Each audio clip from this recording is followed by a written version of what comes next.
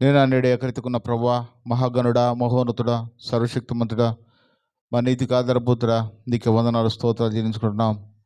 నీ పాసన్నిధులు ప్రభువా, పిచ్చుకల వంటి వారమని, దుమ్ము వంటి వారమని, ధూళి వంటి వారమని ప్రభువా మేము నీ సన్నిధికి వచ్చి ఒప్పుకుంటున్నాం. నీ కృపలో మమ్మల్ని అందరినీ దాచి కాచి కాపాడిన విధానం బట్టి నీకు వందనాలు స్తోత్రాలు. ఎవరు చూపించలేని నీ ప్రేమ, ఎవరు కురిపించలేని నీ కృప మాపై నువ్వు చూపించిన విధానం బట్టి నీకు వందనాలు స్తోత్రాలు చేయించుకుంటున్నాం. ప్రభు, గత సంవత్సరం అంతా కాచి కాపాడి భద్రపరిచి ఈ సంవత్సరంలో మమ్మల్ని తీసుకొచ్చావు. ఈ సిద్ధపాటుకోవడానికి ప్రభు 3వ దినంలో మమ్మల్ని ప్రవేశపెట్టిన విధానం బట్టి నీకు వందనాలు స్తోత్రాలు. నీ శక్తితో నీ బలంతో మమ్మల్ని నింపండి, ఆదరించండి, ఆదుకోండి. ఈరోజు ఉదయకాల సమయంలో నీ సన్నిధిలో ప్రభు ఎంతగానో వాడుకున్న విధానం బట్టి నీకు వందనాలు స్తోత్రాలు. ఆరాధన మహిమకరంగా జరిపించినావు, నీకే వందనాలు స్తోత్రాలు. ఈరోజు రేపు జరగబోతున్న ఈ యొక్క సిద్ధపాటు కోడికలను నీ చేతికి అప్పగిస్తున్నాను. రాబోతున్న నీ ప్రియబిడ్డలను త్వరపెట్టి నీ సన్నిధి తోడుకు రమ్మని ప్రార్థన చేస్తున్నాను. ఎటువంటి శోధన, ఎటువంటి చీకు చింత, ఎటువంటి అనారోగ్య పరిస్థితులు మాకు వాటిల్లకుండా నీ కృపలో జ్ఞాపకం చేసుకోమని, నీ శక్తితో నీ బలముతో మమ్మల్ని అందరూ నింపమని, ఇచ్చిన శ్రేష్టమైన సమయాన్ని బట్టి వందనాలు, స్తుతులు, స్తోత్రాలు చేయించుకుంటూ త్వరలో రాబోతున్న నీ ప్రియకుమారుడు మా రక్షకుడైన ప్రభువైన యేసుక్రీస్తు పేట వినూత్న ప్రతిజ్ఞలు వేడుకుంటున్నాను తండ్రి, ఆమేన్.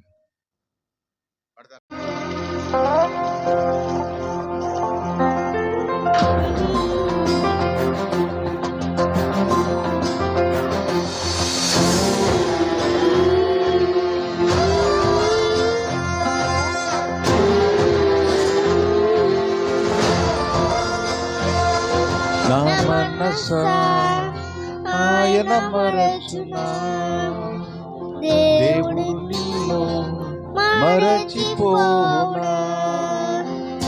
నా మనసా ఆయన మరచునా, దేవుడు నిన్ను మరచిపోనా.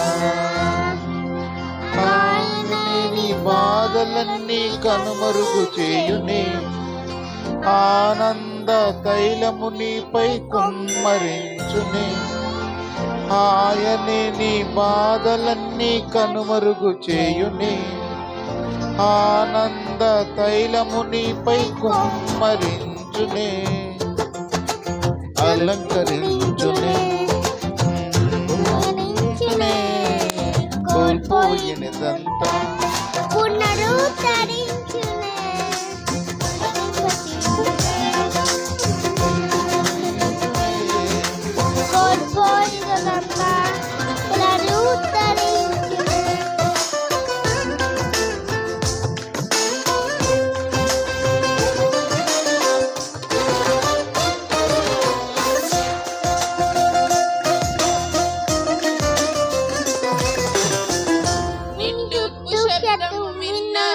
నీ హద్దులన్నిటిలో సమృద్ధి గానాలెన్నో ఇది మొదలు వినబడును. నిండు శబ్దములో నీ హద్దులన్నిటిలో సమృద్ధి గానాలెన్నో ఇది మొదలు వినబడునే. కరిగిపోనేను అలా దాచుకొనేను, కరిగిపోనేను అలా దాచుకొనేను. స్తుతింపచేయునే, నిన్ను అలంకరించునే, కోల్పోయినదంతా పునరుద్ధరించునే. స్తుతింపచేయునే, నిన్ను అలంకరించునే, కోల్పోయినదంతా పునరుద్ధరించునే.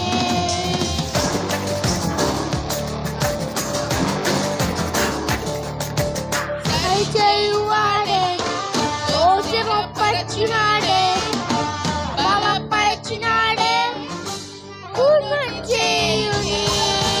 సరిచేసి నిన్ను నేను హెచ్చించిన ప్రభువు నీలో సర్వస్వరములో అలంకరించునే.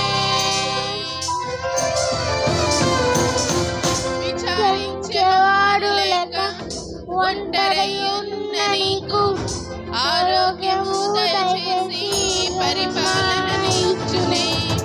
విచారించేవారు లేక ఒంటరయ్యున్న నీకు ఆరోగ్యము దయచేసి పరిపాలనని ఇచ్చునే.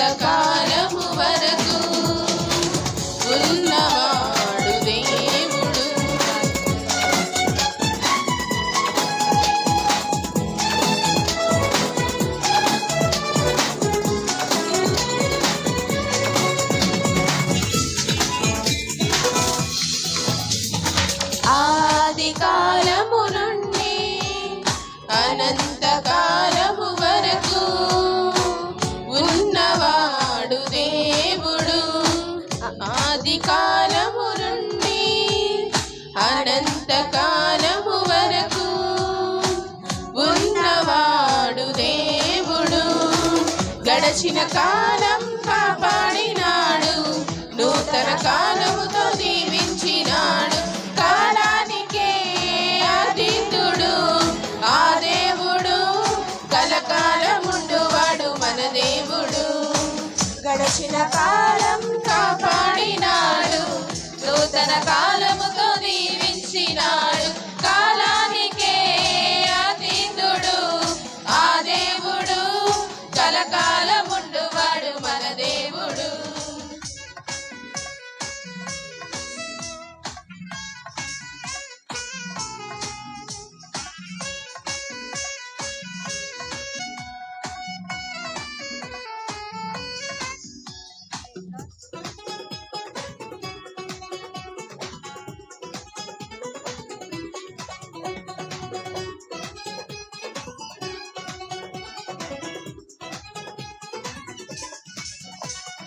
ఆయుష్కాలము మనిషికి ఇచ్చాడు, స్వల్పకాలం శ్రమ పడమన్నాడు.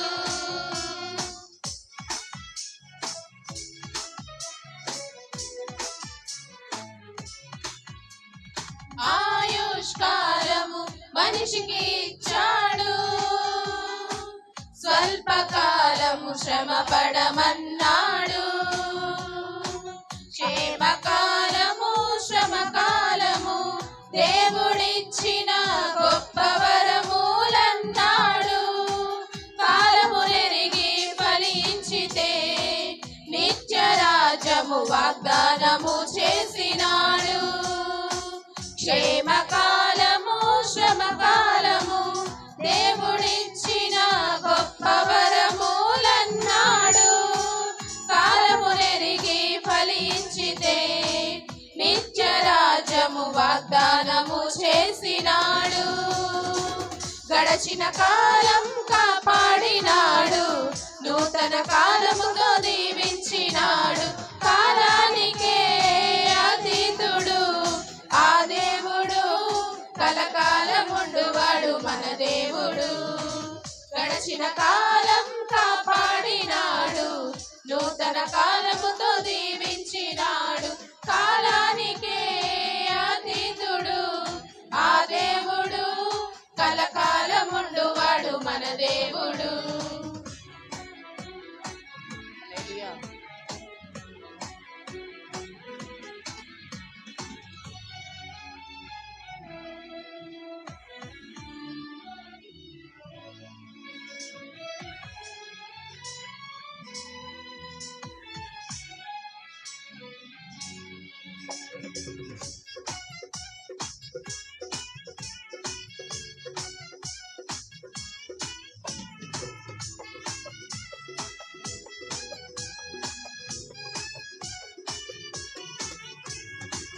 కొత్త సృష్టిగా క్రీస్తులో చేశాడు, కృప వెంబడి కృప చూపుచున్నాడు.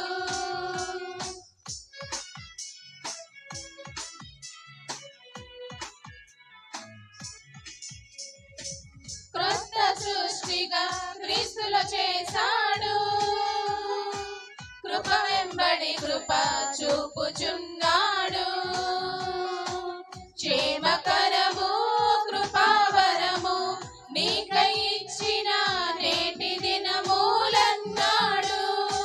ప్రభువునందు ఫలించితే పరమ జీవము వాగ్దానము చేసినాడు. క్షేమకరము కృపావరము నీకై ఇచ్చిన నేటి దినములన్నాడు. ప్రభువునందు ఫలించితే పరమ జీవము వాగ్దానము చేసినాడు. గడచిన కాలం కాపాడినాడు, నూతన కాలముతో దీవించినాడు. కాలానికే అతీతుడు ఆ దేవుడు, కలకాలముండువాడు మన దేవుడు. గడచిన కాలం కాపాడినాడు, నూతన కాలముతో దీవించినాడు. కాలానికే అతీతుడు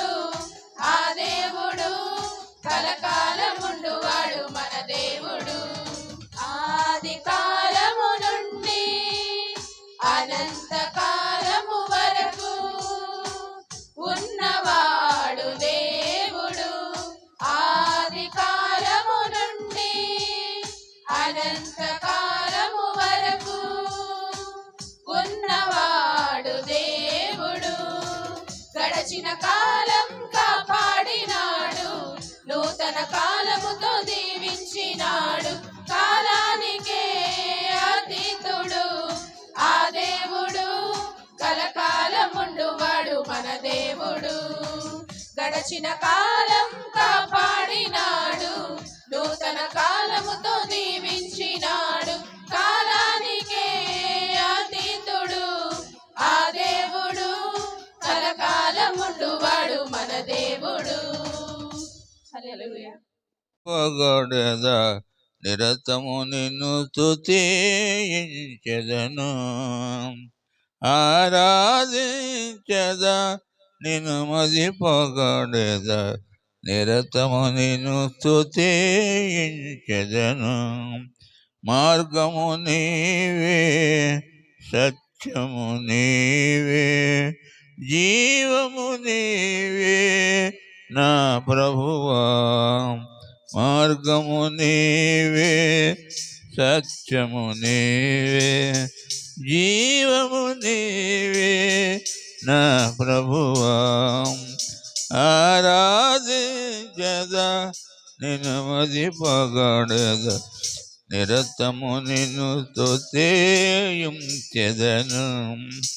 విస్తారంబగు వాక్యపములలో విడచిది నీ సిహ వాసమును, విస్తారంబగు వ్యాపకములలో విడచితి నీ సాహసను. సరిసిద్ధివి నా జీవితము, సరిసిద్ధివి నా జీవితము, నిన్ను సేవింపగా నేర్పిన ప్రభువా. నిన్ను సేవింపగా దేవిన ప్రభువా. ఆరాధించద నిన్ను మది పొగడెద నిరతం స్తుతించెదను. ఆరాధించద నిన్ను మది పొగడెద నిరతము నిన్ను స్తుతించెదను. నా జీవితమున నీ మాటలను వినుటయే చాలని ఎరిగితిని, నా జీవితముల నీ మాటలను వినుటయే చాలని ఎరిగితివి. కన్నీటి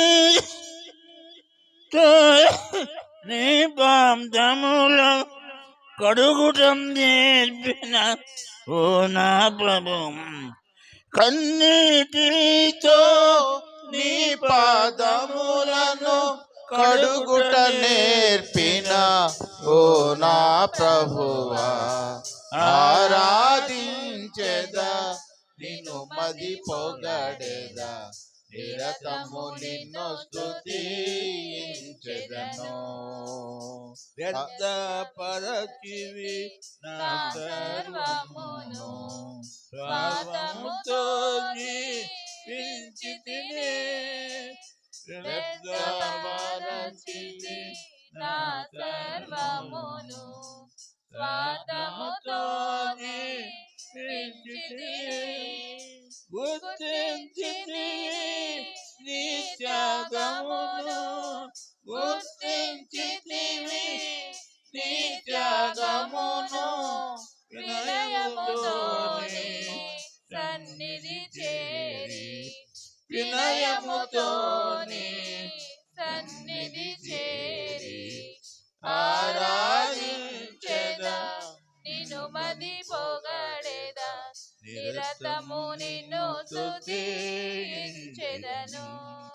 నీ రక్తముతో నన్ను కడిగితివి, పరిశుద్ధునిగా చేసితివి. నీ రక్తముతో నన్ను కడిగితివి, పరిశుద్ధునిగా చేసితివి. నీ రక్షణకై స్తోత్రము చేయుచు, నీ రక్షణకై స్తోత్రము స్తోత్రము చేయుచు నిత్యము నిన్ను కొనియాడెదను, నిత్యము నిన్ను కొనియాడెదను. ఆరాధించెదా నిన్ను మది పొగడెదా, నిరతము నిన్ను స్తుతించెదను. ఆనందముతో నిండిన నన్ను దయతో నీవు పిలచితివి, దుర్గంధముతో నిండిన నన్ను దయతో నీవు పిలచితివి. ప్రేమతో పరమ విందును సంగి, ప్రేమతో పరమ విందును సంగి, ఆనందింపగా చేసిన ప్రభువా, ఆనందింపగా చేసిన ప్రభువా. ఆరాధించెదా నిన్ను మది పొగడెదా, నిరతము నిన్ను స్తుతించెదను. ఆరాధించెదా నిన్ను మది పొగడెదా, నిరతము నిన్ను స్తుతించెదను. ప్రియముగా దాచిన అత్తరు భరణి పగులగొట్టి నిన్ను పూజింతు, ప్రియముగా దాచిన అత్తరు భరణి పగులగొట్టి నిన్ను పూజింతు. నీ ప్రేమను నెరుగతరమా, నీ ప్రేమను నెరుగతరమా. నా జీవితమున చాలిన ప్రభువా, నా జీవితమున చాలిన ప్రభువా. ఆరాధించెదా నిన్ను మది పొగడెదా, నిరతము నిన్ను స్తుతించెదము. పెద్దలు పరిశుద్ధులు గణదూతలు నీ సన్నిధిలో నిలచినను, పెద్దలు పరిశుద్ధులు గణదూతలు నీ సన్నిధిలో నిలచినను. లెక్కింపగజాలని జనమందున, లెక్కింపగజాలని జనమందున నన్ను గుర్తింతువు నా ప్రియ ప్రభువా, నన్ను గుర్తింతువు నా ప్రియ ప్రభువా. ఆరాధించెదా నిన్ను మది పొగడెదా, నిరతము నిన్ను స్తుతించెదము. ఆరాధించెదా నిన్ను మది పొగడెదా, నిరతము నిన్ను స్తుతించెదము. హల్లెలూయా.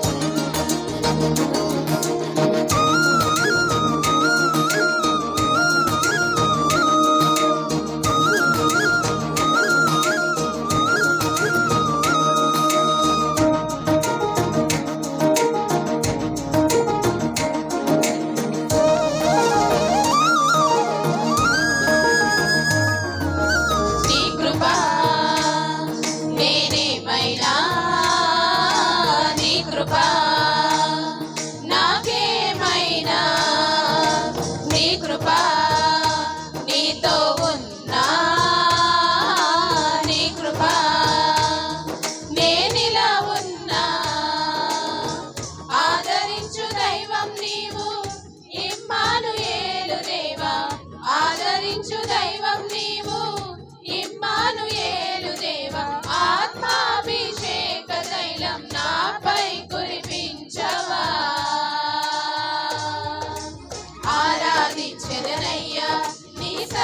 చేరదనయ్యా, ఆరాధించెదనయ్యా, నీ సన్నిధి చేరదనయ్యా, ఆరాధించెదనయ్యా, నీ సన్నిధి చేరదనయ్యా, ఆరాధించెదనయ్యా, నీ సన్నిధి చేరదనయ్యా. నిరతము నా ఆశ్రయం నీవే యేసయ్యా.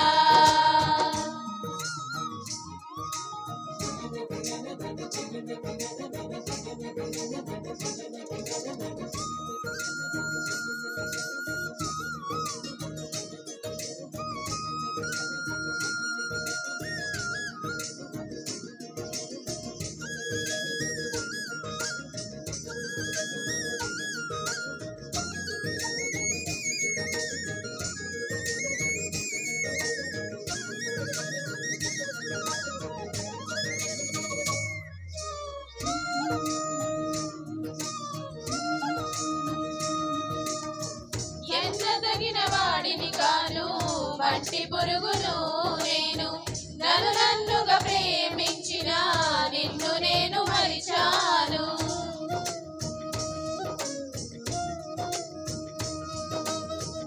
ఎన్నదగిన వాడిని కాను, మట్టి పురుగును నేను, నన్ను నన్నుగా ప్రేమించిన నిన్ను నేను మరిచాను.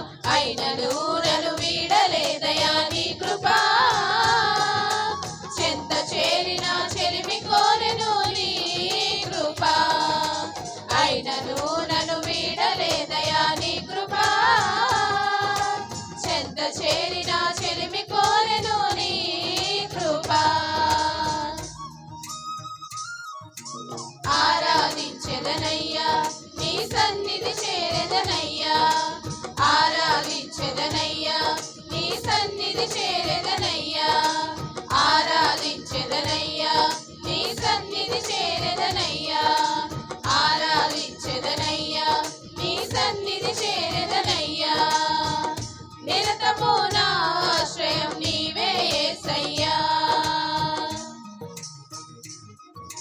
నీ కృపా నేనేమైనా, నీ కృపా నాకేమైనా.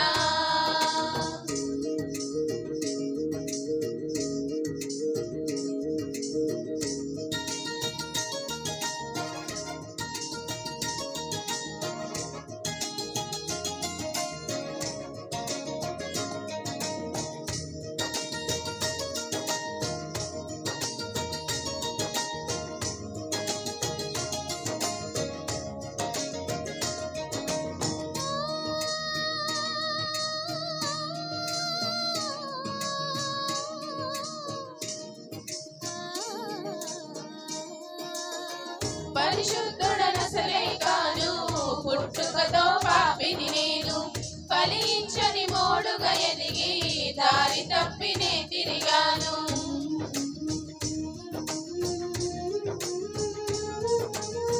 పరిశుద్ధుడనసలే కాను, పుట్టుకతో పాపిని నేను, ఫలించని మోడుగా ఎదిగి దారి తప్పినే తిరిగాను.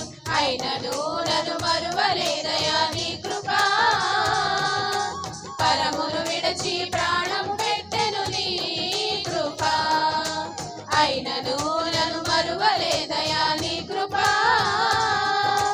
పరమును విడచి ప్రాణము పెట్టెను నీ కృపా.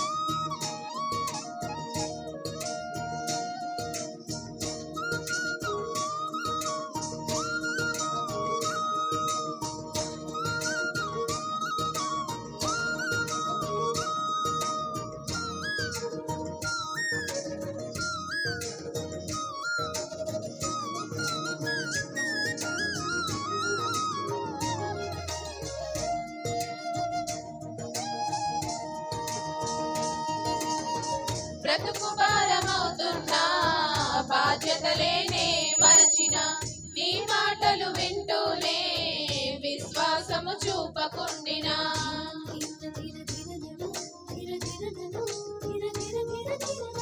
బ్రతుకు భారమవుతున్నా బాధ్యతలేనే మరచిన నీ మాటలు వింటూనే విశ్వాసము చూపకుండిన అయినను నా చేయి పట్టెను నీ కృపా నడిపించి నన్ను గెలిపించినది నీ కృపా అయినను నా చేయి పట్టెను నీ కృపా నడిపించి నన్ను గెలిపించినది నీ కృపా ఆరాధించెదనయ్యా నీ సన్నిధి చేరెదనయ్యా ఆరాధించెదనయ్యా నీ సన్నిధి చేరెదనయ్యా ఆరాధించెదనయ్యా నీ సన్నిధి చేరెదనయ్యా ఆరాధించెదనయ్యా నీ సన్నిధి చేరెదనయ్యా నిరతము నా ఆశ్రయం నీవే యేసయ్యా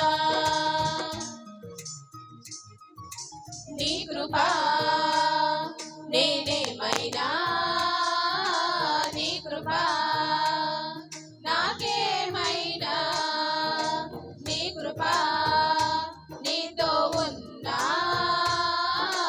నీ కృపా నేనిలా ఉన్నా ఆదరించు దైవం నీవు ఇమ్మానుయేలు దేవా ఆదరించు దైవం నీవు ఇమ్మానుయేలు దేవా ఆత్మాభిషేక తైలం నాపై కురిపించవా ఆరాధించెదనయ్యా నీ సన్నిధి చేరెదనయ్యా ఆరాధించెదనయ్యా నీ సన్నిధి చేరెదనయ్యా ఆరాధించెదనయ్యా నీ సన్నిధి చేరెదనయ్యా ఆరాధించెదనయ్యా నీ సన్నిధి చేరెదనయ్యా నిరతము నా ఆశ్రయం నీవే యేసయ్యా నిరతము నా ఆశ్రయం నీవే యేసయ్యా నిరతము నా ఆశ్రయం నీవే యేసయ్యా ఈ సంవత్సరము ఆఖరికి దేవుడు మనల్ని చేర్చిన కారణం చేత చాలామంది ఈ 2025వ సంవత్సరం చూడకుండానే ఈ మధ్య రోజుల్లోనే వెళ్ళిపోయారు. అయితే మనమైతే దేవుడు చేసిన కార్యం ఏంటంటే మనల్ని ఇంకా సజీవ లెక్కలు దేవుడు మనల్ని ఉంచాడు. ఎప్పటికీ ఏ సమయంలో ఎలా ఉంటుందో మనకెవరికి తెలియదు. కాబట్టి నీ ప్రాణం ఏపాటిది అంతలో కనబడి అంతలే మాయమైపోయే ఈ ఆవిరి వంటి జీవితాన్ని సిద్ధం చేసుకోవాలి. పరలోకంలో యుగాయుగంలో ఆయనతో పాటు ఉండడానికి మనం సిద్ధపడాలి. ఆ కూడికలే ఈ సిద్ధపాటు కూడికలు. నిన్న దినాన మూలవాక్యంగా దేని గురించి మాట్లాడుకున్నాం మరి చెప్పగలరా? సిద్ధపాటు అదే దేని గురించి చెప్పాం? చీమలు. ఎక్కడుంది అది? సామెత గ్రంథం 30వ అధ్యాయంలో బలహీనమైన చీమ ఏం చేస్తుందంట? రాబో దినాల కోసం అంటే వేసవి కాలంలో వర్షాకాలం కోసం చలికాలం కోసం ఆహారాన్ని సిద్ధం చేసుకుంటుంది. కాబట్టి దానికి ఆత్మ లేదు, ప్రాణమైతే ఉంది. ఆత్మ కలిగిన మనము ఏం సిద్ధం చేసుకోవాలంటే ఈ ఆత్మని ఆ మండుటి ఆ యొక్క గుండములో పడిపోకుండా, ఆ నరకములో పడిపోకుండా, పరిశుద్ధాత్మలో లేక పరలోకములో ఎల్లవేళలా నిత్య జీవం మనం ఉండాలంటే ఎలాగుండాలి ఈ భూమి మీదే మనం కొన్ని తెలుసుకోవాలి. అదే సిద్ధపాటు. దేవుడు ఇంతవరకు కాచి కాపాడి భద్రపరిచి గత సంవత్సరం అంతా ఎంతగానో ఎన్ని బాధలు వచ్చినా ఎన్ని ఇబ్బందులు వచ్చినా, లేదండి ఈ సంవత్సరంలో మాకు బాధలే లేవు అన్నవాళ్ళు ఒకసారి మీ చేతులు చూద్దామని ఆశపడుతున్నాను. ఏమైనా చూపించగలరా ధైర్యం ఉంటే? కానీ దేవుడు మనల్ని మాత్రం విడిచిపెట్టలేదు. ఆ కారణం చేత ఎన్ని శ్రమలు వచ్చినా, ఎన్ని బాధలు వచ్చినా, ఎన్ని నిందలు వచ్చినా, ఎన్ని ఆర్థికమైన ఆటుపోటులు వచ్చినా దేవుడు మనల్ని నిలబెడుతున్నాడు దేవుడు. అందుకనే దేవుని వాక్యంలో ఒక మాట ఉంది, నిన్ను కాయువాడు కునుకడు. అందువల్ల మనం క్షేమంగా ఉన్నామండి. మన దేవుడు కునికే దేవుడు కానే కాడు. అందుకని ఆయన కాస్తున్నాడు, బలపరుస్తున్నాడు, భద్రపరుస్తున్నాడు. ఆ కారణం చేత నీవు నేను ఈ రోజున క్షేమంగా ఉన్నాం. అందుకని సమయాన్ని నేను ఎక్కువ తీసుకోవట్లేదు. ఈ వాక్యం కూడా ఎక్కువసేపు ఉండదు. ఈరోజు ప్రార్థన ఎక్కువసేపు ఉంటుంది. జ్ఞాపకం చేసుకోండి. ఒక అరగంట లేదా 40 నిమిషాల వాక్యం ఉంటుంది. తర్వాత దూర ప్రాంతం నుంచి వచ్చిన వారికి మొదట అవకాశం ఇస్తాం. క్లుప్తంగా ప్రార్థన చేయండి అని చెప్పను. దూర ప్రాంతం నుంచి వచ్చిన వారు ముందు ప్రార్థన చేసుకొని ఎవరి ఇంటికి వాళ్ళు వెళ్ళిపోవచ్చు. అంతేగాని లాస్ట్ ప్రార్థన వరకు ఉండాల్సిన అవసరం లేదు. దూరం నుంచి వచ్చిన వారికి మాత్రం ముందు అవకాశం ఉంటుంది. అదేవిధంగా రేపటి కూడికి కూడా ఉంటుంది. ఈ సమయంలో దేవుని వాక్యాన్ని శ్యామ ద్వారా మనం విందాం.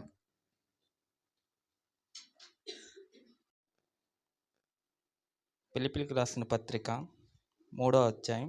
ఫిలిప్పీలకు రాసిన పత్రిక అపోస్తలుడైన పౌలు భక్తుడు ఫిలిప్పీలకు రాసిన పత్రిక 3వ అధ్యాయం 13వ వచనం. Page number 180 180. Page number 180 180. సహోదరులారా,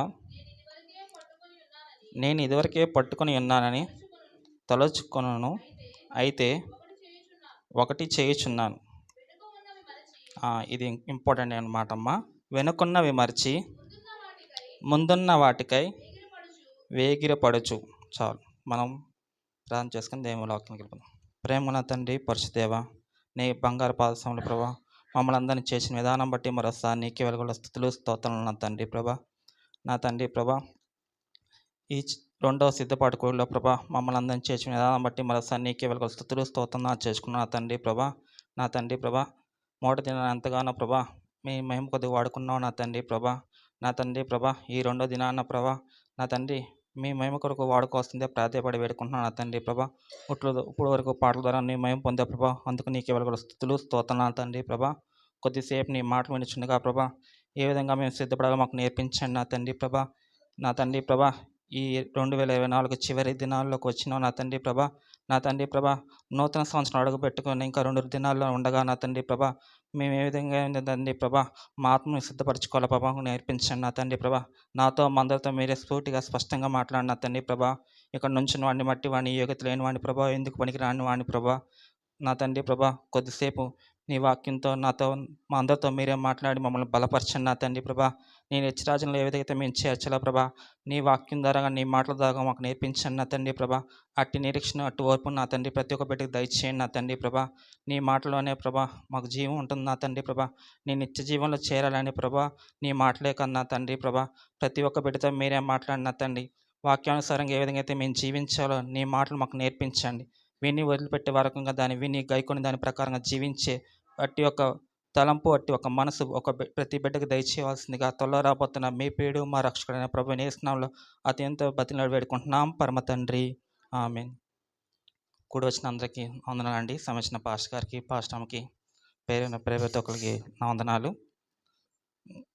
ఈ రెండో సిద్ధపాటు కొడుకులో నిన్న మనం చీమల గురించి చూసుకున్నాం. ఈరోజు నేను కొన్ని మాటలు ఎక్కువసేపు ఏం చెప్పను, ఆల్రెడీ మీరు పొద్దునకి వాటి అయిపోయినట్టున్నారు. నేను ఒక అరగంటే చెప్తాను, ఇంకా వీలైతే తక్కువలోనే కంప్లీట్ చేయాలని ఆశపడుతున్నాను. ఫిలిప్పీలకు రాసిన పత్రిక ఈ 3వ అధ్యాయం 13వ వచనం చూసుకుంటే చివరిలో మాట వెనక్కున్నవి మరచి ముందున్న వాటికి వేగిరపడుచు. అంటే వెనక్కున్నవి మరచి, ఎందుకంటే మనం ఇప్పుడు ఈ సంవత్సరానికి చివరికి వచ్చేసాం కాబట్టి గత నెలలో కానీ గత వారంలో కానీ ఇంకా చూసుకుంటే ఈ జనవరి నుంచి ఈ డిసెంబర్ 28 వరకు మనకి ఇదంతా మనకి గతం. కాబట్టి వెనక్కున్నవి మరిచి ఈ సంవత్సరం జరిగినవి అన్నీ మనం మరిచి మనం ముందున్న వాటికే వేగిరి పడుచున్నాం అనమాట. కాబట్టి వెనక్కి ఏమేమి ఉన్నాయి, మనం ఏమి మర్చిపోవాలంటే కొన్ని మాటలు చూసుకుందాం. ముందుగా మత్తయి సువార్త 16వ అధ్యాయం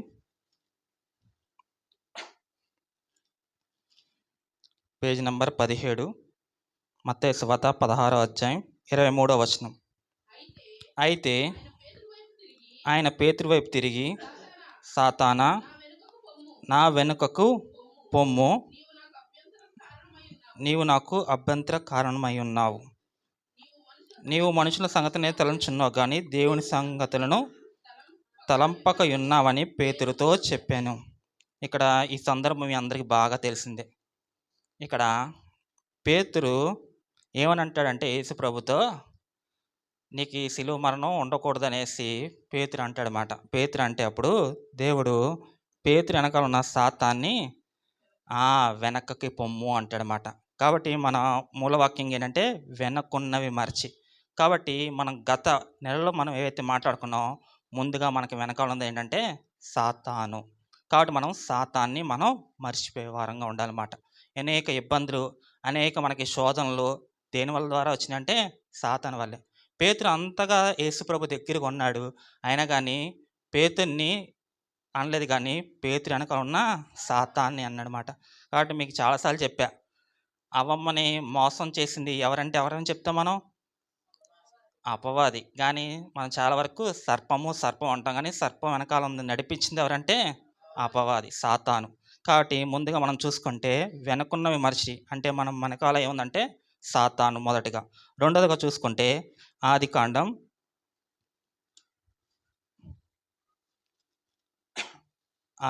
19వ అధ్యాయం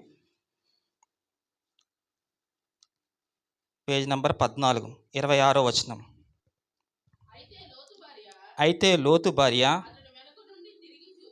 అతని వెనక నుండి తిరిగి చూచి ఉప్పు స్తంభమైన. ఈ సందర్భం కూడా మీ అందరికి బాగా తెలిసిందే. అక్కడ దేవుడు సొదొమ పట్టణాన్ని కాల్చివేస్తాడు. అప్పుడు లోతును తన భార్యను అందరూ వాళ్ళు ఏంటంటే దేవుడు అక్కడ నుంచి వచ్చేయమని అబ్రాహాము ఆల్రెడీ దేవునికి ఒక పిటిషన్ పెట్టుకుంటాడు అన్నమాట. కాబట్టి లోతు వచ్చేసా కానీ లోతు భార్య ఏం చేసిద్ది? వెనక్కి తిరిగి చూస్తుంది. అంటే ఆ పట్టణం వాళ్ళకి చాలా కట్టారు, చాలా అందమైంది, సుందరమైన పట్టణం. వాళ్ళు అది కావాలనుకున్న అక్కడికి వెళ్ళిపోయింది. ఇప్పుడు ఆ పట్టణాన్ని దేవుడు నాశనం చేయాలనుకున్నాడు. కాబట్టి మీరు దాన్ని వదిలేసి రమ్మంటే లోతు ఆటోమేటిక్గా వాటన్నిటిని ఆశపడింది. కాబట్టి మళ్ళీ ఒకసారిగా వెనక్కి తిరిగి చూసింది. కాబట్టి అది చూడటం వల్ల ఇప్పుడు ఏమైందంటే ఉప్పు స్తంభం అయిపోయింది. అంటే ఉదయం చెప్పాలంటే లోక ఆశలు. కాబట్టి మనం వెనకాల ఉన్నది ఏంటంటే ముందుగా సాతాను, రెండోదిగా లోక ఆశలు. లోకాన్ని మనం విడిచిపెట్టే వారంగా ఉన్నాడు. కాబట్టి వెనక్కున్నవి మర్చి, ఇది రెండోదిగా లోక ఆశలు.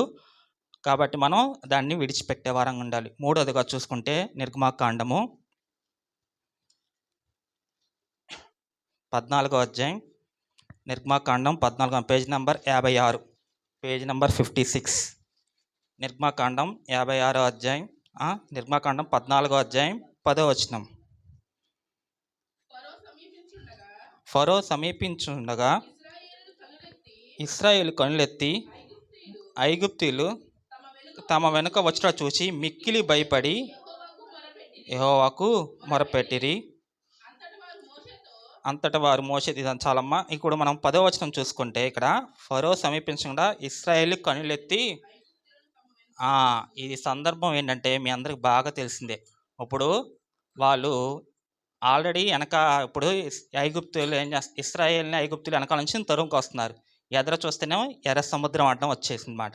ఇప్పుడు ఎదరేమో ఎర్ర సముద్రం, వెనకాలేమో ఫరో సైన్యం అన్నమాట. ఇప్పుడు వాళ్ళు ఏ విధంగా అయినా కానీ ఇప్పుడు వెనక్కి వెళ్ళలేరు, ముందుకే వెళ్ళాలి. దేవుడు ఇక్కడ వాళ్ళని అక్కడ మోషే ద్వారాగా వాళ్ళకి అక్కడ సముద్రం నుంచి వాళ్ళకి విడుదల దయచేస్తాడు. అక్కడ అద్భుత కార్యం జరిగించాడు. కానీ మనం ఇక్కడ చూసుకోవాల్సింది ఏంటంటే వెనక ఇప్పుడు ఎవరు వస్తున్నారంటే ఐగుప్తులు వస్తున్నారు అన్నాం కదా. అంటే వీళ్ళు ఎవరంటే లోకస్తులు. కాబట్టి మనం ఏ పని చేసినా కానీ మనం ఆటోమేటిక్గా లోకస్తుల వైపు చూస్తూనే ఉంటాం అన్నమాట. అంటే అవి మనల్ని ఏం చేస్తాయంటే వెనక్కి లాగుతూ ఉంటాయి. మీకు చాలాసార్లు మనం మాట్లాడుకున్నమాట. అప్పుడేనా ఈరోజైనా ప్రార్థన పొద్దున అయింది కదా అని ఆటోమేటిక్గా మనకి తెలియకుండానే మన పక్కనలో, మన ఫ్రెండ్స్, మన తోబుట్టోలో, మనకు తెలిసిన వాళ్ళే అంటారు అన్నమాట. అంటే మనల్ని వెనక్కి లాగేసేవారు. అంటే వెనక్కున్నవి మర్చి ముందుగా మనం లాగేదేవారంటే సాతాను. రెండోదిగా చూసుకుంటే మనకి లోక ఆశలు, లోకం మాట. మూడోదిగా చూసుకుంటే లోకస్తులు. నాలుగోది చూసుకుందాం ప్రకటన గ్రంథం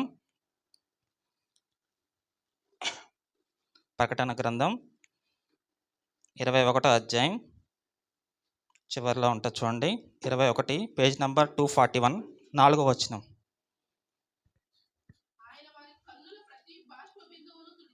ఆయన వారి కన్నులు ప్రతి బాష్పబిందువును తుడిచివేయును, మరణము ఇక ఉండదు, దుఃఖమైనను ఏడ్పైనను వేదనైనను ఇక ఉండదు, మొదటి సంగతులు గతించిపోయాను,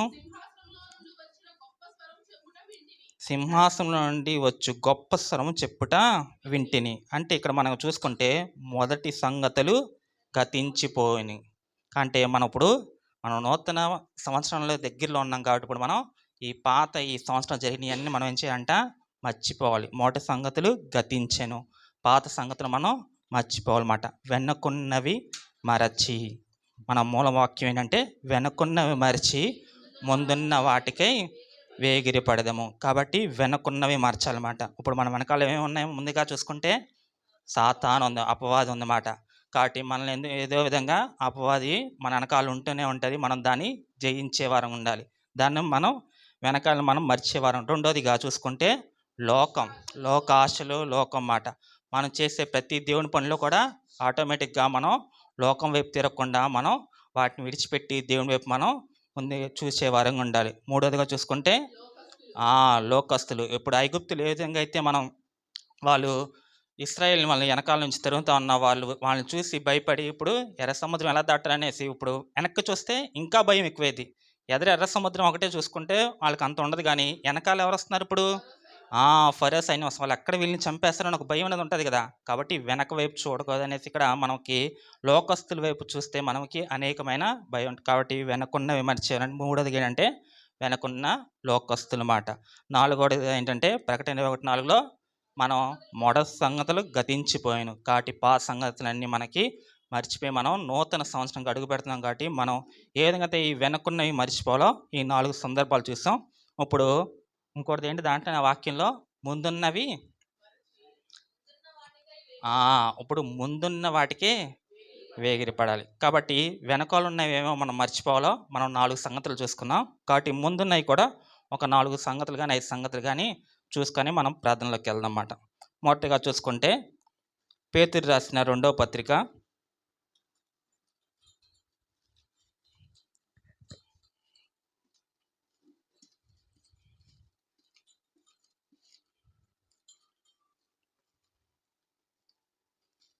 3వ అధ్యాయం 11, 12 కలిసి ఉంటే పేజ్ నెంబర్ 219 219. ఇవన్నీ ఇట్లు లయమైపోవును గనుక ఆకాశము రవులుకొని లయమైపోనట్టు పంచభూతములు మహావేంద్రంతో కరిగిపోయినట్టు దేవుని దినపు రాకడ కొరకు కనిపెట్టొచ్చు దాని ఆశతో అపేక్షించుచు మీరు పరిశుద్ధమైన ప్రవక్తతోనూ భక్తితోనూ ఎంతో జాగ్రత్త గలవారై ఉండవలెను. అంటే ఇక్కడ మనం చూసుకుంటే ఈ 11, 12లో మనం చూసుకుంటే ఇక్కడ ముందున్న వాటికి మనం ఏ విధంగా చూసుకోవాలంటే మనం దాంట్లో మధ్యలో ఉంటుంది ప్రభువు రాకడ వరకు. అంటే ఇక్కడ దేవుని దినపు రాకడ కొరకు కనిపెట్టొచ్చు. కాబట్టి మనం నూతన సంవత్సరాలకు అడుగు పెడుతున్నాం. కాబట్టి మనం ముందున్న వాటికి మనం దేనికోసం మనం కనిపెట్టే వరంగా ఉండంటే ప్రభు రాకడ. ఇప్పుడు మనం సంవత్సరం దగ్గరికి వచ్చేస్తున్నాం, మనం నూతన సంవత్సరం దగ్గరికి వస్తాం అంటే ఆల్రెడీ కొన్ని సంవత్సరాలు గతించిపోతున్నాయి. అంటే ఏంటంటే ప్రభు రాకడ సమీపిస్తుందని అర్థం అన్నమాట. ఎప్పటి నుంచో అంటున్నారు ప్రభు వచ్చేస్తున్నాడు, ప్రభు రాకడ వచ్చేస్తుంది, రెండో రాకడ వచ్చేస్తున్నాయి, అప్పటి నుంచి అంటనే ఉన్నారు. కానీ సంవత్సరాలు గడిచే కొద్దీ మనం ఎక్కడ దగ్గర అవుతున్నాం అంటే ప్రభు రాకడకు సమీపస్థలం అవుతున్నాం అన్నమాట. కాబట్టి ఆయన రాకడ గురించి ఇంకో మాట మత్తయి సువార్తలో ఒక మాట ఉండదు చూడండి. మత్తయి సువార్త 24వ అధ్యాయం పేజ్ నెంబర్ 25 25 పేజ్ నెంబర్ 25 మత్తయి సువార్త 24వ అధ్యాయం 44వ వచనం. మీరు అనుకొని గడియలో మనుష్య కుమారుడు వచ్చును గనుకనే మీరు సిద్ధముగా ఉండడి. అంటే మనం దేనికోసం ఇప్పుడు సిద్ధపడాలంట? ప్రభు రాకడ కొరకు మనం సిద్ధపడి ఉండాలన్నమాట. అంటే ఇప్పుడు మనం సంవత్సరం ఇప్పుడు ఏదైతే మనం నూతన సంవత్సరాన్ని మనం సిద్ధపడుతున్నామో ఈ సంవత్సరం అంతా దేవుడు మనం కాచి కాపాడి మనం ఏ విధంగా అయితే సిద్ధపరచుకుంటున్నామో ఈ సిద్ధానికి ముందుగా మనకి ఇప్పుడు ఎవరు కనబడుతుందంటే మొదటగా ప్రభు రాకడ, ప్రభు సమీపిస్తున్నాడు అన్నమాట. కాబట్టి మనం ప్రభు రాకడ ఏ గడిలో వచ్చినో మీరు సిద్ధంగా ఉండండి. కాబట్టి మీ అందరికి బాగా తెలిసింది 10 మంది కన్యకుల గురించి. కాబట్టి ఏ విధంగా అయితే ఇక్కడ 5 బుద్ధిగల కన్యకులు 5 బుద్ధి లేని కన్యకులు మనం ఏ విధంగా అయితే చూసుకున్నామో ఇక్కడ ప్రభు ఎప్పుడు వస్తాడో మనం తెలియదు కాబట్టి మనం సిద్ధంగా ఉండాలన్నమాట. కాబట్టి మనం దేవుని కొరకు మనం సిద్ధపడే వారంగా ఉండాలన్నమాట. కాబట్టి ముందున్న వాటికై. కాబట్టి ఇన్ని సంవత్సరాలు, ఇన్ని నెలలు దేవుడు మనల్ని ఏ విధంగా అయితే కాచి కాపాడో, ఈ నూతన సంవత్సరం అడుగుపెట్టే ముందుగా మనం ఏదైతే ఈ సంవత్సరం ఈ అంతం ఇది గతం అయిపోయిందో, ఇప్పుడు మనం ఇంకా 2 దినాల్లో నూతన సంవత్సరానికి అడుగు పెడుతున్నామో, కాబట్టి మనం ఏంటంటే ప్రభువు రాకడ సమీపిస్తంగా ఉందన్నమాట. కాబట్టి ప్రభువు రాకడ దగ్గరలో ఉంది. కాబట్టి మీరు అనుకున్న గడియలో ప్రభువు వచ్చిన కాబట్టి మీరు సిద్ధంగా ఉండండి. కాబట్టి సిద్ధ కూడిక దేనికంటే ప్రభువు రాకడ కొరకు మాట. కాబట్టి మనం సిద్ధపరచుకోవాలి. కాబట్టి అదే విధంగా మనం చూసుకుంటే మార్కు సువార్తలో కూడా ఒక మాట ఉంటుంది చూడండి. మార్కు సువార్త 13వ అధ్యాయం పేజ్ నెంబర్ 44 44. మార్కు సువార్త 13వ అధ్యాయం 26వ వచనంలో ఉంటుంది చూడండి. అప్పుడు మనిషి కుమారుడు మహాప్రభావంతో మహిమతోనూ మేఘారుడై ఎలాగొస్తాడంట? ప్రభావంతో మహిమతో మేఘారుడై వచ్చుట చూచెదరు. కాబట్టి ఆయన మేఘారుడై మహాప్రభావంతో రావటం మనం చూస్తాం. కాబట్టి మనం ఆయన ఏ విధంగా అయితే ప్రభువు రాకడ సమీపిస్తుందో, కాబట్టి ముందున్న వాటికి ముందుగా చూసుకుంటే మనం ప్రభువు రాకడ గురించి. కాబట్టి రెండోదిగా చూసుకుందాం, అపోస్తుల కార్యాలు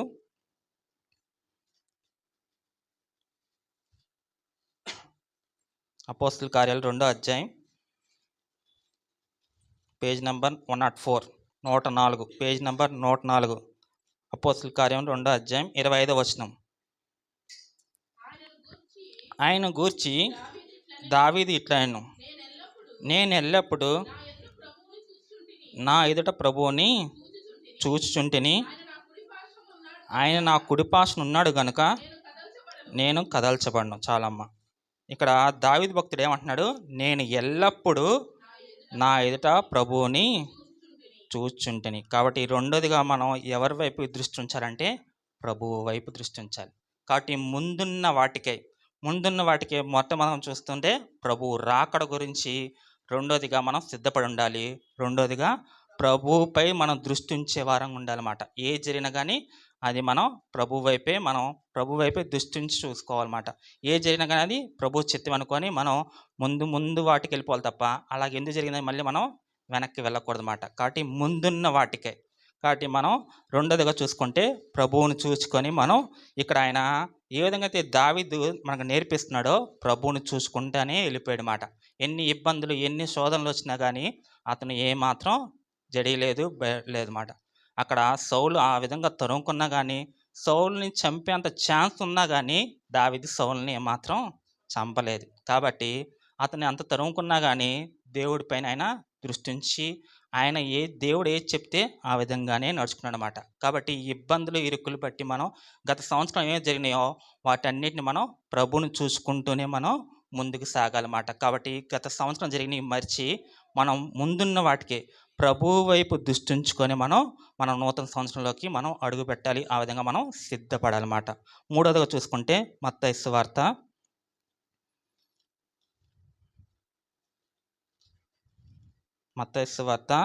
2వ అధ్యాయం 9వ వచనం, పేజ్ నెంబర్ 4, కొత్త నిబంధన. వారు రాజు మాట విని బయలుదేరిపోవచ్చుండగా ఇదిగో తూర్పు దేశం వారు చూసిన నక్షత్రము ఆ శిశువు ఉండిన చోటగా మీదుగా వచ్చి నిలుచు వరకు వారికి ముందుగా నడిచాను. కాబట్టి ఇక్కడ మీ అందరికీ బాగా తెలిసింది. ఇదంతా మనం గత 4 వారాలుగా క్రిస్మస్లో ప్రతి ఒక్కరు ఈ మాట చదివే ఉంటారు, మనందరికీ బాగా తెలిసిందే.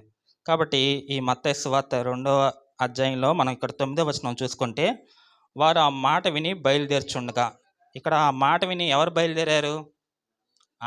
తూర్పు దేశ జ్ఞానుల మాట. కాబట్టి వాళ్ళు ఎంతో దూరం నుంచి వచ్చారు. వారు అక్కడికి వచ్చి ఆ నక్షత్రాన్ని చూసి ఆ శిశువు ఉన్న చోటు మీదుగా వచ్చి నిలిచి వరకు వారు ముందుగా నడిచాను. అంటే ముందుగా వాళ్ళు ఎక్కడికి వెళ్ళారు? యెరూషలేంకి వెళ్ళిపోయారు మాట, హేరోదు రాజుకి. ఎందుకంటే అక్కడ వరకు కనబడింది. కాబట్టి రాజు పుట్టాడు, వీళ్ళు ఆల్రెడీ రాజు అని అనుకునే కదా వెళ్ళారు వీళ్ళు ఇక్కడ. కాబట్టి రాజు ఎక్కడ ఉంటాడు? ప్యాలెస్లోనే ఉంటాడు. కాబట్టి వీళ్ళు డైరెక్ట్గా యెరూషలేంకి వెళ్ళిపోయారు మాట. ఆ రాజుకి వెళ్ళిపోయి యూదుల రాజు పుట్టిన ఆయన ఎక్కడయ్యా అనేసి రాజుని అడుగుతున్నారు అన్నమాట. కాబట్టి ఆయన అడగగానే అప్పుడు అక్కడ మీ అందరికీ తెలిసిందే, మనం చాలాసార్లు విన్నాం. అక్కడ పరిసయ్యులు సద్దుకయ్యులు అందరిని పిలిపించి ఎక్కడంటే వాళ్ళు పలానా చోట అలా బెత్లెహేం అనగానే మళ్ళీ ఇక్కడ వీళ్ళు వెళ్ళి కనుక్కునే లోపు మళ్ళీ వీళ్ళు కూడా ఏం చేస్తారు, వీళ్ళు కూడా మళ్ళీ ప్రయాణం చేసి మళ్ళీ నక్షత్రం కనబడగా మళ్ళీ ఆ నక్షత్రం చూసి ఆ బెత్లెహేం దగ్గరికి వెళ్ళి అక్కడ వాళ్ళు తెచ్చిన కానుకలు సమర్పణ. ఇంకా వీళ్ళని నడిపించింది ఎవరంటే నక్షత్రము. మనం నక్షత్రం గురించి కూడా అంతకుముందు మనం మాట్లాడుకున్నమాట. కాబట్టి ఇక్కడ జ్ఞానులను హేరోదు దగ్గర నుండి నడిపించింది నక్షత్రం మాట. కాబట్టి ఇప్పుడు ఈ నక్షత్రం ఎవరు ఏంటనేది ఇంకొక మాట చూసుకుందాం. మనం చాలాసార్లు మనం నక్షత్రం గురించి కూడా మాట్లాడాం. కానీ ఇక్కడ పేతురు ఏమంటున్నాడో ఒకసారి చూద్దాం. నక్షత్రం గురించి పేతురు ఒక మాట అంటున్నాడు. పేతురు రాసిన 2వ పత్రిక, పేతురు రాసిన 2వ పత్రిక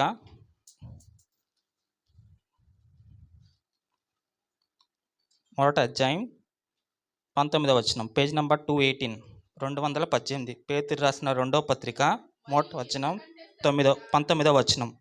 మరియు ఇంతకంటే శ్రేష్టమైన ప్రవచన వాక్యం మనకున్నది, తెల్లవారి వేకువ చుక్క మీ హృదయంలో ఉదయించే వరకు ఆ వాక్యం చీకటి గల చోటున వెలిగించు దీపమై ఉంటున్నది. దాని యందు మీరు లక్ష్యముంచిన యెడల మీకు మేలు. కాబట్టి ఇక్కడ మనం చూసుకుంటే, మీరు ఇంతకంటే స్థిరమైన ప్రవచన వాక్యం మనకున్నది, తెల్లవారు వేకువ చుక్క. తెల్లవారి వేకువ చుక్క మీ హృదయంలో ఉదయించే వరకు.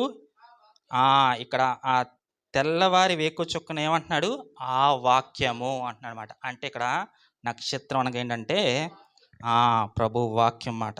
కాబట్టి మనం ఇక్కడ మూడవదిగా మనం చూసుకుంటే నక్షత్రాన్ని మనం మాట్లాడుకున్నాం. ఆ నక్షత్రమే దేవుని వాక్యం. ఆ వాక్యం ఎలా ఉందంట, చీకటి గల చోటున వెలిగించు దీపమైనట్టు ఉన్నది. కాబట్టి దాని యందు మీరేం చేయాలంట, లక్ష్యం ఉంచని ఎడల. కాబట్టి మనం ఏం చేయాలి, దాని ముందు మనం లక్ష్యం ఉంచాలి. దేని ముందు మనం లక్ష్యం ఉంచాలి, వాక్యం ముందు మనం లక్ష్యం ఉంచాలి. కాబట్టి మనం విని విడిచిపెట్టే వరంగా దాన్ని విని గైకొని దాని ప్రకారంగా జీవించేవారు. వాక్యం మీద మనకు శ్రద్ధ ఉండాలి. వాక్యం చెప్పగానే పడుకోవడం కాదన్నమాట. ఆ వాక్యాన్ని మనం చాలా జాగ్రత్తగా వినాలన్నమాట. కాబట్టి మనం అంతకుముందు మనం మాట్లాడుకున్నాం, వాక్యాన్ని ఏం చేయాలి, ధ్యానించాలి. కాబట్టి మనం దొరికిన సందర్భంలో ఆనాడు ఏ విధంగా అయితే దావీదు వాక్యాన్ని ధ్యానించాడో మనం ఆ విధంగానే మనకి అనేక సందర్భాల్లో మనకి తీరిక ఉండకపోవచ్చు. చాలామంది రాసుకోలేరు, కానీ గుర్తు అనేది ఉంటుందన్నమాట. రిమెంబర్ చేసుకుంటూ ఉంటాం కదా, ఈరోజు ఏం జరిగింది, రాత్రి పడుకునే ముందు పొద్దున్న జరిగిందా, సాయంత్రం జరిగిందా అని మనం ఏ విధంగా అయితే ఆలోచిస్తామో మనం వాక్యాన్ని కూడా ఆ విధంగా ధ్యానించాలన్నమాట. అంటే వాక్యం పైన మనకి శ్రద్ధ అనేది ఉండాలి. వాక్య సారంగా మనం జీవించే వారంగా ఉండాలన్నమాట.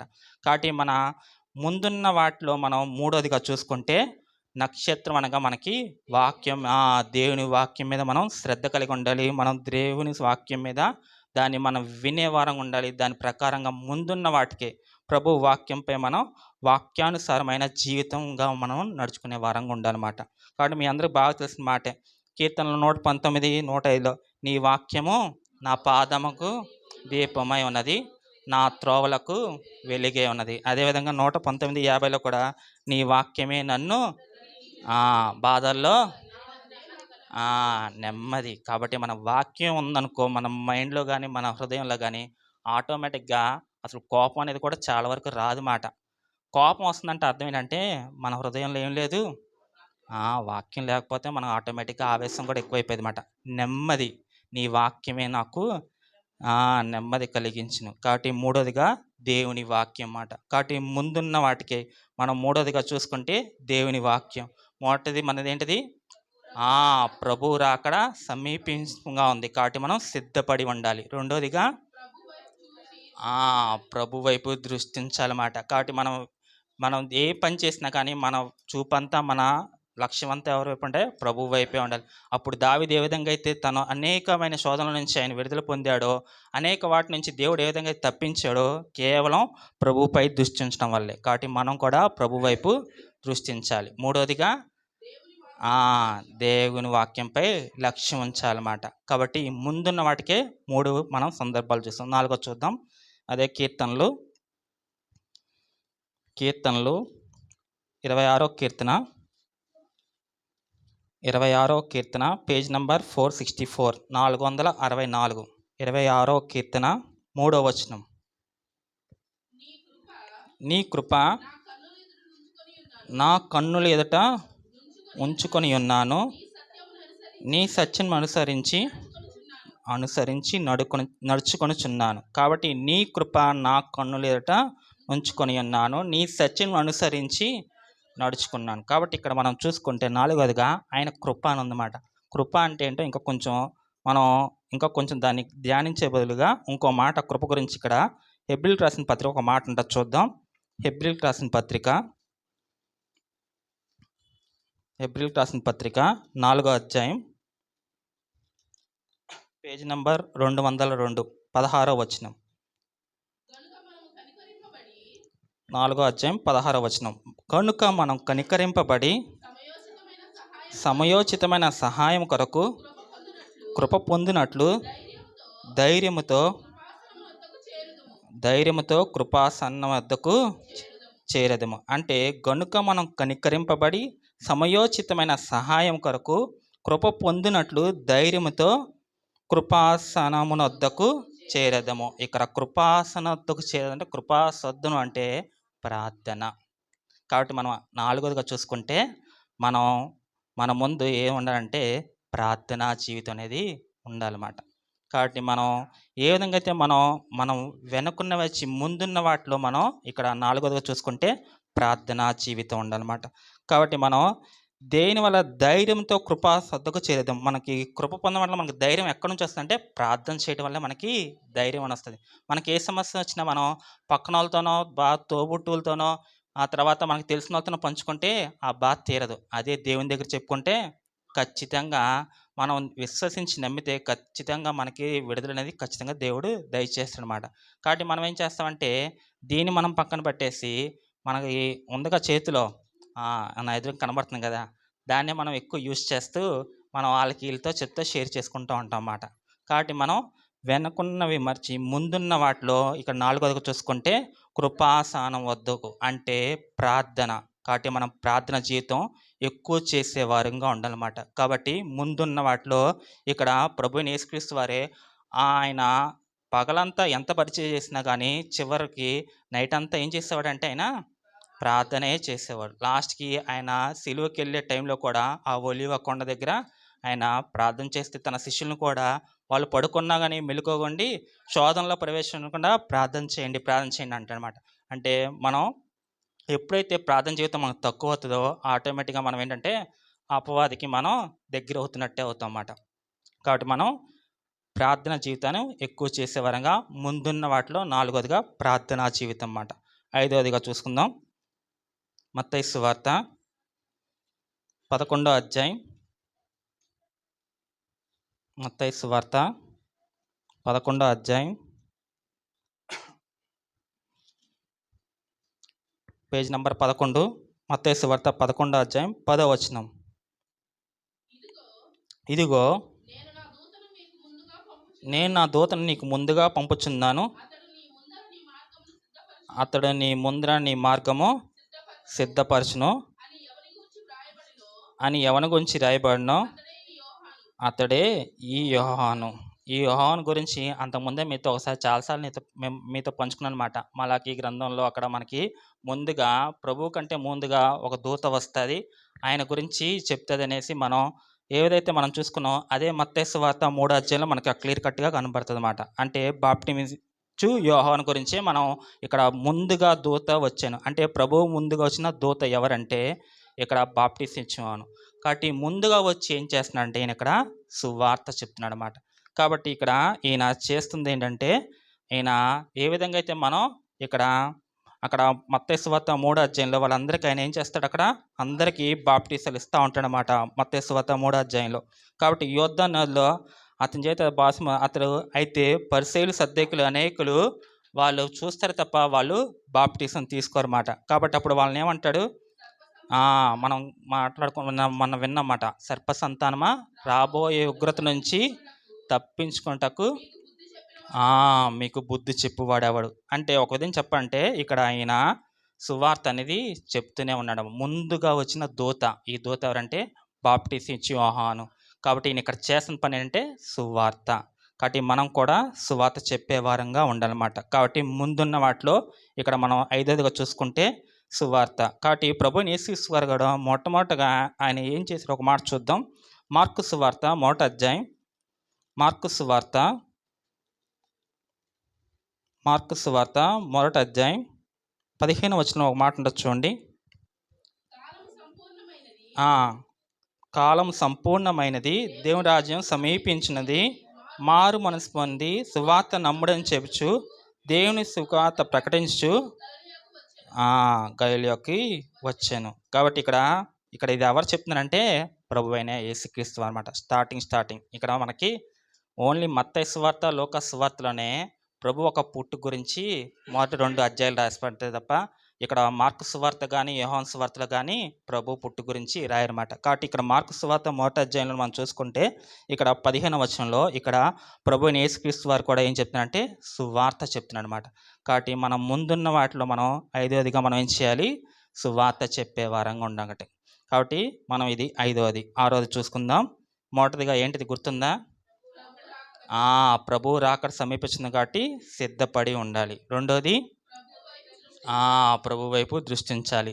మూడోది దేవుని వాక్యంపై లక్ష్యం ఉంచాలి. నాలుగవది మనం ప్రార్థన జీవితం కలిగి ఉండాలి. ఐదవదిగా సువార్త చెప్పే వారంగా ఉండాలన్నమాట. ఆరోదిగా చూసుకుంటే హెబ్రీయులకు రాసిన పత్రిక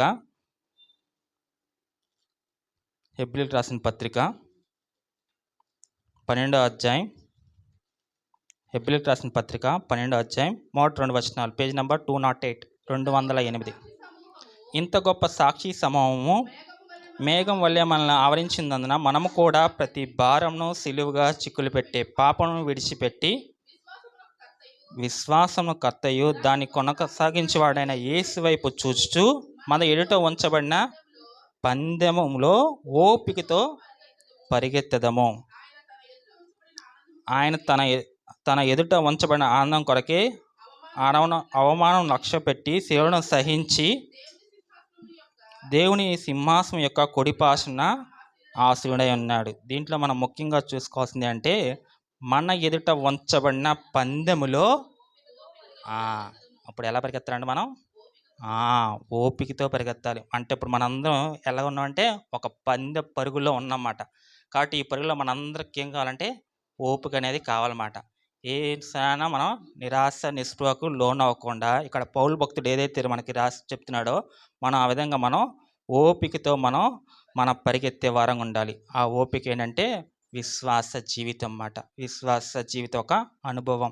కాబట్టి విశ్వాస వీళ్ళు ఏ విధంగా అయితే మనం ఈ 11 అధ్యాయంలో అంతా విశ్వాస వీళ్ళ గురించి రాసి ఉంటుంది. కాబట్టి వాళ్ళందరూ ఏ విధంగా అయితే వాళ్ళ జీవితంలో వాళ్ళు ఏ విధంగా అయితే ముందుకు సాగారో మనం కూడా వాళ్ళని చూసుకొని మనం కూడా ఈ పందు పరిగణలో ఓపికతో మనం పరిగెత్తే వారంగా ఉండాలి. కాబట్టి మనం ఈ నూతన సంవత్సరంలో అడుగుపెట్టే ముందుగా మనం ఏ విధంగా అయితే మనం ముందున్న వాటిలో మనం వీటిని కూడా మనకు ఉండవలసింది విశ్వాస జీవితం ఒక అనుభవం మనకి ఖచ్చితంగా కావాలన్నమాట. కాబట్టి మనం కూడా ఏం చేయాలంటే ఓపికతో మనం పరిగెత్తే వారంగా ఉండాలి. చివరిగా చూసుకుంటే హెబ్రీయులకు రాసిన పత్రిక 6వ అధ్యాయం, హెబ్రీయులకు రాసిన పత్రిక 6వ అధ్యాయం 17-18 వచనాలు చూడండి, పేజ్ నెంబర్ 203. ఈ విధముగా దేవుడు తన సంకల్పము నిశ్చలమైనదని ఆ వాగ్దానం నాకు వారసైన వారికి మరీ నిశ్చయంగా కనపరచవాలని ఉద్దేశించిన వాడే తన అబద్ధ జాలని నిశ్చలమైన 2 సంగతులను బట్టి మన ఎదుట ఉంచబడిన నిరీక్షణ చేపట్టకు శరణగతులమైన మనకు బలమైన ధైర్యం కలుగునట్లు ప్రమాణం చేసి వాగ్దానంను దృఢపరచెను. ఇక్కడ మనం చూసుకుంటే చివరిగా దీంట్లో మనకి ఇంపార్టెంట్ మాట ఏంటంటే మనం చాలా జాగ్రత్తగా దీన్ని నెమ్మదిగా చూసుకుంటే మన ఎదుట ఉంచబడిన నిరీక్షణను చేపట్టుటకు. కాబట్టి మనకి ఇక్కడ ఉన్నది ఏంటంటే ఉంచబడిన నిరీక్షణ చేపట్టుటకు. కాబట్టి మన ముందు ఏముందంటే నిరీక్షణ. కాబట్టి ప్రభు యేసుక్రీస్తు ఈ లోకాన్ని వచ్చాడో ఏ విధంగా అయితే 33 సంవత్సరాలు తను ఏ విధంగా ఇక్కడ జీవించాడో, తర్వాత ఏ విధంగా అయితే తను మళ్ళీ ఆరుడై 3 శిలువలో మరణించి 3 దినాల మళ్ళీ ఆయన సమాధి చేయబడి తిరిగి లేచి ఆహునుడై వెళ్ళాడో, మళ్ళీ ఆయన ఏ విధంగా రాబోతున్నాడో, కాబట్టి అట్టి నిరీక్షణ మనందరం కలిగి ఉండాలన్నమాట. కాబట్టి ఇక్కడ మనందరం ఇక్కడ ముందున్న వాటిలో ఇక్కడ చివరగా ఏడోదిగా ఏంటంటే నిరీక్షణ. కాబట్టి మనం ఆ నిరీక్షణని కోల్పోకుండా ఉండాలన్నమాట. రోమిలికి రాసిన పత్రిక ఒక మాట ఉంటుంది, చివరి మాట నేను చెప్పి ముగించేస్తాను. రోమిలికి రాసిన పత్రిక అపోస్తలుడైన పౌలు భక్తుడు రోమిలికి రాసిన పత్రిక 12వ అధ్యాయం 12వ వచనంలో ఉంటుంది, చూడండి ఒక మాట. Page number 142, 142. 12వ అధ్యాయం 12వ వచనం. చదవమ్మా. నిరీక్షణ గలవారై సంతోషించు, శ్రమయందు ఓర్పు గలవారై, ప్రార్థన యందు పట్టుదల కలిగి ఉండుడి. కాబట్టి నిరీక్షణ గలవారై సంతోషించుచు. కాబట్టి మనం నిరీక్షణలో కూడా మనం ఏం చేయాలంట, సంతోషించాలన్నమాట. కాబట్టి మన నిరీక్షణ ఏంటంటే ఎప్పటికైనా ఆయన వస్తాడు, లేదంటే ఆయన రాకడా, లేదంటే మన పోకడా. కాబట్టి అట్టి నిరీక్షణ మనం కలిగిన వారమై ఉండాలి. కాబట్టి ఆ నిరీక్షణలో కూడా యోబు ఏ విధంగా అయితే తన జీవితంలో తను అన్నిటిని కోల్పోయినా కానీ తను ఏమాత్రం నిరీక్షించలేదు, తను ఏమాత్రం నిస్పృహ చెందలేదు. ఏం నాకు ఈ బాధలు ఏంటనేసి ఎవరిని ఒక మాట కూడా అనలేదు. ఎవరైనా ఆయన మీద జాలిపడ్డా కానీ మళ్ళీ యోబే వాళ్ళ మీద జాలి పడినట్టుగా మనం పొద్దున్న చూసామన్నమాట. కాబట్టి మనం యోబు ఏ విధంగా అయితే ఆయన మనకి ఒక మాదిరిగా సాదృశ్యంగా కనబడుతున్నాడో, నిరీక్షణ విషయంలో యోబే మనకి బెస్ట్ ఎగ్జాంపుల్ మాట. కాబట్టి ముందున్న వాటిలో మనం చివరిగా ఏడోదిగా ఏంటిది, నిరీక్షణ కలిగి ఉండాలి. కాబట్టి ముందుగా మన మెయిన్ మూలవాక్యం ఏంటిది, ఫిలిప్పీలకు రాసిన పత్రిక వెనకున్నవి మర్చి ముందున్న వాటికే వేగిరపడుచు. వెనకున్నవి 4 చూసామాట. ముందుగా సాతాను, రెండోదిగా లోకాశలు, తర్వాత మూడోదిగా లోకస్తులు, నాలుగోదిగా పాత సంగతులు, పాత ఇవన్నీ మనం మర్చిపోవాలన్నమాట. ఇప్పుడు తర్వాత ముందున్న వాటికే, ముందులో మొత్తం ఎన్ని మళ్ళీ 7 విషయాలు. 7లో మొదటిగా ప్రభువు రాకడ సమీపించింది కాబట్టి మనం సిద్ధపడి ఉండాలన్నమాట. కాబట్టి మన ఈ అయిపోతుంది, ఇంకా కొత్త సంవత్సరంకి వస్తామంటే అర్థం ఏంటంటే ప్రభువు రాకడ సమీపంగా ఉందని మనం నిరీక్షణ కలిగి ఉండాలన్నమాట. అది మొదటగా ప్రభువు రాకడ ఉంది, మనం సిద్ధపడి ఉండాలి. కాబట్టి రెండోదిగా ప్రభువుని దృష్టించి ఉండాలన్నమాట, అది రెండోది. మూడోదిగా దేవుని వాక్యంపై లక్ష్యం ఉంచాలి, శ్రద్ధ కలిగి ఉండాలి, వాక్యానుసారంగా మనం జీవించే వారంగా ఉండాలన్నమాట. నాలుగోదిగా ప్రార్థన జీవితం కలిగి ఉండాలి. కాబట్టి ప్రభు అయిన యేసుక్రీస్తు మనకి ఏదైతే మనకు నేర్పించాడో, మనం ప్రతి ఒక్క ఇబ్బందులను, శోధనలు కూడా మనం దేవునికి మొరపెట్టే వారంగా ఉండాలన్నమాట. కాబట్టి ఇది నాలుగోది. ఐదోదిగా సువార్త. అక్కడ బాప్టిజం ఇచ్చి ఏదైతే ముందుగా దూతగా ప్రభు కంటే ముందుగా ఏ విధంగా అయితే వచ్చాడో, మనం కూడా ప్రభు ఒక సువార్తను మనందరం చెప్పే వారంగా ఉండాలి. గత సంవత్సరం మనం ఏదైతే చేయలేదో, మనం ఈ నూతన సంవత్సరంలో మనం ముందున్న వాటిలో పలానా ఈ మనం చేసే వారంగా, మన జీవితాన్ని తీర్చిదిద్దుకునే వారిలాగా, ప్రభు రాకల్లో మనం ఎత్తబడే వారంగా, ఆయన రాకల్లో మనం పాలు పొందే వారంగా అట్టి నిరీక్షణ కూడా మనం కలిగి ఉండాలి. ఆరోదిగా విశ్వాస జీవితం, విశ్వాస ఒక జీవితం, ఒక అనుభవం ఉండాలి. ఏడోదిగా నిరీక్షణ కలిగి ఉండాలి. కాబట్టి ఈ 7 విషయాలు మనం ముందున్న వాటిలో మనం సిద్ధపడి, మనం దేవుని రాకడకు మనం ఏ విధంగా అయితే మనం ఈ సంవత్సరంలో మనం ఇంకేమైతే చేయలేకపోయామో మనం పాతవి మరిచి మనం ముందున్న వాటికి కొత్త సంవత్సరం మనం అడుగు పెట్టే కూడా మనం సిద్ధపరచుకోమాట. ఈ కొద్ది మాటలు దేవుడు దీవించిన సమయాన్ని పాస్టర్ గారు చెప్తున్నాను. చక్కని మాటలు మన వెనుకల్లో మనం మర్చిపోయి నూతనమైన ఉద్దేశంతో మనం ఉండాలి. నూతనమైన ఉద్దేశం అంటే మన లక్ష్యం ప్రభువుని చేరటం, మన లక్ష్యం దేవుని కలిగి ఉండటం, మన లక్ష్యం ఇందాక సాము చెప్తున్నట్టుగా ప్రభువు యేసుక్రీస్తు వారు ఈ లోకానికి మనుషుడిగా రాకముందు యోహానుడు ఏ విధంగా తన మార్గాన్ని సరళం చేశాడో, మరొకసారి ప్రభువు యేసుక్రీస్తు వారు రాబోతున్న ఈ తరుణంలో ఆ యోహాను యొక్క ప్లేస్ ఎవరిది అన్నట్లయితే ఎవరు చెప్పండి? మనదే. ఆయన మార్గాలు సరళం చేయాలి. సరళం చేయడానికే వెళ్ళారు 10 మంది. ఎవరు? కన్యకలు. కానీ 5 విడవబడ్డారు, 5 మాత్రమే దేవుని దగ్గర చేరారు. కారణం ఏంటంటే నిర్లక్ష్యం. మనం కూడా దేవుని సన్నిధికి వస్తున్నాం, కానీ నిర్లక్ష్య వైఖరి. ఏదో కొద్దిగా మన జీవితాల్లో నిర్లక్ష్యం ఉండకూడదు. నిర్లక్ష్యం అంటే అర్థం ఏంటి? లక్ష్యం అంటే ఏంటి? గురి, చివరికి వెళ్ళిపోవాలి, వెనుకున్నవి మరిచి అంతే. అదేవిధంగా ఈ రన్నింగ్ రేస్ కానీ లేకపోతే ఇంకోటి కానీ ఎప్పుడు చూస్తారంటే లాస్ట్ రౌండ్ చాలా ఇంపార్టెంట్. అందుకనే దేవుని వాక్యంలో ఉంది, కార్య ఆరంభము కంటే కార్య అంతము, ఇది అంతమైన సమయంలో ఉన్నాం. 2024 అంతంలో ఉన్నామా, ఆరంభంలో ఉన్నామా? అంతంలో ఉన్నాం. ప్రభువా, ఇంతవరకు ఈ అంతానికి చేరుకోవడానికి గల కారణం నీవే. కాబట్టి ప్రభువా, ఇంత గొప్ప కార్యాలు చేసావు, నీకు వందనాలు. స్తుతులు చెల్లించకుండా మనం ఉండలేం. ఎప్పుడైతే వాక్యము మన హృదయములో నాటుకుంటుందో, దూరుతుందో, ప్రార్థన వస్తుంది.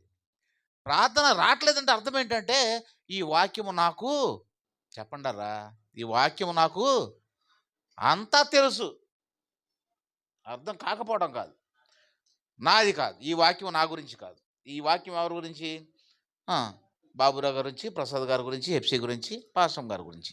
ఎప్పుడైతే మనం అనుకుంటామో ప్రార్థన నడవదు. ఈ వాక్యం నాదే, ఏదో నా కోసం ఏదో దైవ సేవకుడు ఆ విధంగా చెప్పడానికి కారణం ఏంటంటే దేవుని వాక్యం నాతో మాట్లాడుతుంది. ఎప్పుడైతే మనం అలా అనుకుంటామో తప్పకుండా దేవుడు ఏం చేస్తాడంటే దేవుడు మనతో మాట్లాడతాడు. అసలు వాళ్ళు వీళ్ళు దొద్దపోతే పాఠాలు ఎప్పుడు చదువుకోగలం? కాబట్టి మనం ఎప్పుడు కూడా ఎలా ఉండాలంటే దేవుని సన్నిధిలో ఎలా ఉండాలి? సిద్ధముగా ఉండాలి. ఏం కుడికలు? ఈ 3 రోజుల కుడికలు సిద్ధపాటు కుడికలు. ఓపికతో నిజంగా నిన్నటి నుంచి బిడ్డలు ఎంతగానో ఓపిక కలిగి ఈరోజు ఉదయకాల సమయంలో వచ్చి మళ్ళీ సాయంకాలం వచ్చి ఓపికే కాకుండా వ్యయ ప్రయాసాలు, ఆసక్తి, మళ్ళీ రేపటి దినం, అవతల ఎల్లుండు ఇన్ని కార్యక్రమాలు పెడుతున్నా కానీ ఎంతో ఓపికతో వస్తున్న మీకు దేవుడు తప్పకుండా మీ దేవుళ్ళు ఆయన ఆశీర్వాదాలు మీ కుటుంబాలకు దయచేస్తాడు. కాబట్టి ఇదేంటంటే సిద్ధపాటు కుడుకులు. మనం వెనుకునే ఏం మర్చిపోవాలి? వెనుకునే ఆయన చేసిన ఉపకారాలా, అపకారాలా? ఆయన ఉపకారాలు చేస్తాడా, అపకారాలు చేస్తాడా? ఉపకారాలు చేస్తాడు. అపకారాలు ఎవరు చేస్తారు? వాటిని మనం మర్చిపోవాలి. అపకారాలు డైరెక్ట్గా ఏదో మనం నాటికలో చూసినట్టుగా కొమ్ములు ఇలాగ వచ్చినట్టుగా అపవాది ఎలాగొస్తాడా? రాడు. మనిషి రూపంలో. ఎవరి రూపంలో వస్తారు? మనకు ఎవరైతే ఇష్టమో వాళ్ళ రూపంలోనే వస్తాడు. వచ్చి వాళ్ళ ద్వారాగా మనల్ని ఏం చేస్తాడు? కొన్ని ఇబ్బందులు పెడతాడు. వాటన్నిటిని మనం ఏం చేయాలంటే ఓహో అపవాది ఇటు నుంచి వచ్చింది, రైట్, వెరీ గుడ్ అని చెప్పి చక్కగా వాటి నుంచి మనం తప్పించుకొని మనకున్న గోల్ మాత్రం మనం విడిచిపెట్టకూడదు. మన నిర్లక్ష్య వైఖరిని మన పక్కన పెట్టి ప్రభువా ఈ సంవత్సరంలో 2024లో ఒక్క ఆత్మను కూడా మనం రక్షించలేకపోయామంటే కారణం ఏంటంటే లక్ష్యం ఇచ్చామా, నిర్లక్ష్యం వహించామా? ప్రభు దగ్గర ఒప్పుకుందాం, కన్నీటితో ఒప్పుకుందాం. ప్రభువా 2025 అలా కాదు, కొన్ని ఆత్మలన్నా మేము రక్షించాలి, కొన్ని ఆత్మలను ప్రభు దగ్గర తీసుకురావాలి. నిజమే ప్రభువా, నేను ఒప్పుకుంటున్నానయ్యా, నిర్లక్ష్య వైఖరి నేను వహించాను, నన్ను క్షమించు. ఈ ప్రార్థన అనగానే మనం కోరుకోవటం కాదు, మన తప్పితాలు కూడా మనం ప్రభు సన్నిధిలో ఒప్పుకొని వాటిని విడిచిపెడితే కనికరం పొందుతాం. ప్రార్థన చేసుకుందాం. మొదటగా దూర ప్రాంతం నుంచి వచ్చిన వారు ముందు ప్రార్థన చేసి వెళ్ళిపోతారు, వారికి ముందు అవకాశాన్ని ఇద్దాం. తర్వాత